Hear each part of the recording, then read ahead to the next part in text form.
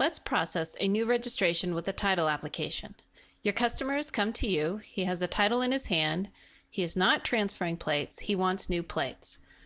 So we're going to use Avitar's online motor vehicle program.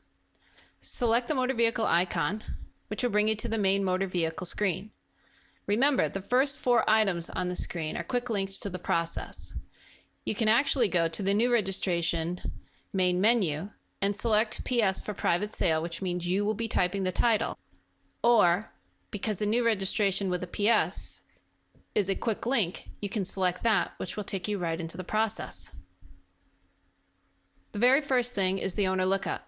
You'll need to type in the owner's last name and date of birth. This should be the first owner that is going to appear in the registration, because that is how the fees are calculated.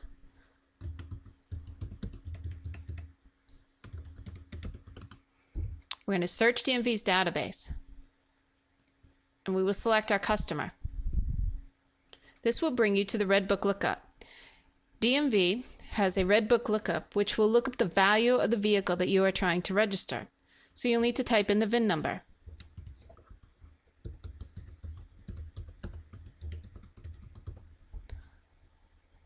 And search DMV's data. What it returns is any information that the Red Book has on this vehicle.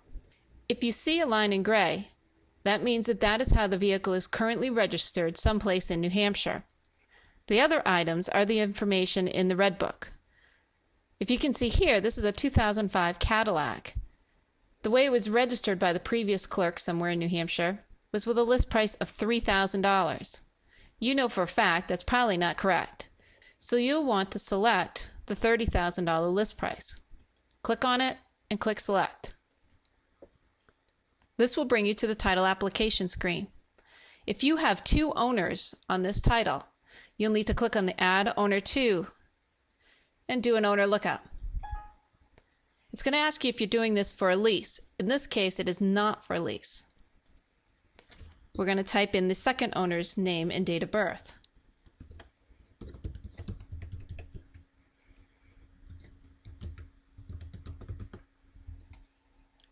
We'll search, and we will select them. You'll notice that this now reads Owner To as opposed to Add Owner. You'll need to go back to the Owner 1 tab because you need to designate whether there is an and or an or between the names on the title application. You'll need to ask the customer this. And means both owners have to sign the title in order to sell it, or means either one of them can sell the vehicle without the other signature. In this case, the Zincos decided to do an or. The joint survivorship checkbox is used if this Mr. Zinco and Amy were not husband and wife, and we wanted to designate joint survivorship. We'll need to fill in the seller information,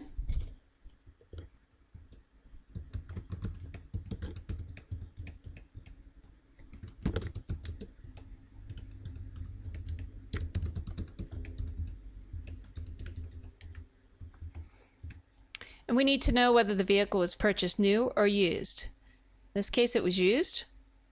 And then we need to put in the purchase date.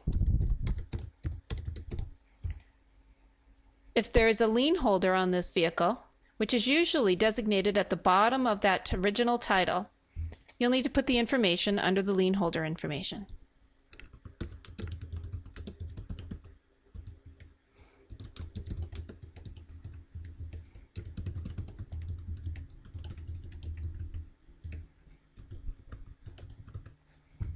The next step is to make sure all the vehicle information filled in correctly. It populated the fields based on the Red Book lookup. Most of the time, the only thing you need to fill in is the previous title information, which you can get right off of that original title that the customer gave you. You'll need to designate the state that the title originated in and the odometer reading on the vehicle. Once you've filled it all in, click Next. This is going to take you to the registration screen. All this information that's on this screen was populated based on the information that you filled in from the title. So you have Owner 1 with Mr. Zinco, And you have owner 2 with Mrs. Zinko. The vehicle information is all under here. All you need to do is fill in the plate number and the plate type. Mr. Zinko has decided to get a vanity plate. Calc your fees. This tells me that the decal number is not in my town inventory. That's because I did not put in the correct decal number. I will need to come up to here and fill in the correct decal number, which is the very next decal number in your packet.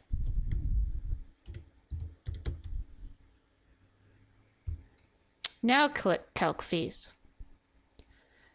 This will populate your fees to the left. If everything looks correct, click Next. This is going to bring you to the fee settlement screen. You'll note you'll have the title application and the new registration and your fee settlement. If your customer has other registrations they also want to process, you can go ahead and click on the motor vehicle icon and then continue going on. Or if they have other information such as a dog license or a town clerk service, you can click on one of those modules and keep going. In this case, Mr. Zinko is all done. So you tell the customer the amount that they owe. They owe $126 to the town and $108.46 to the state. You have the option of putting in their phone number.